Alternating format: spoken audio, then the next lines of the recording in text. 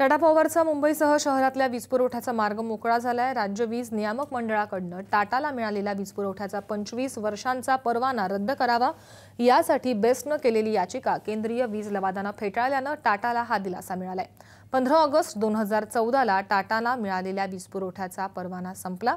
टाटाने आयोगाकडे परवान्यासाठी अर्ज केल्यानंतर राज्य वीज नियामक आयोगाने आणखी 25 वर्षांसाठी टाटाला परवाना दिला।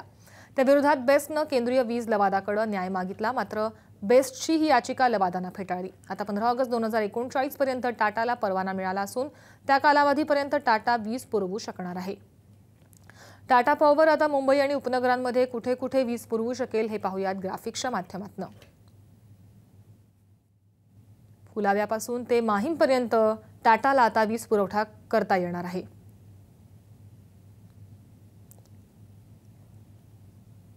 पश्चिम उपनगरातील वांद्रे ते दहिसर पर्यंत टाटा वीज पुरवठा करू शकतं।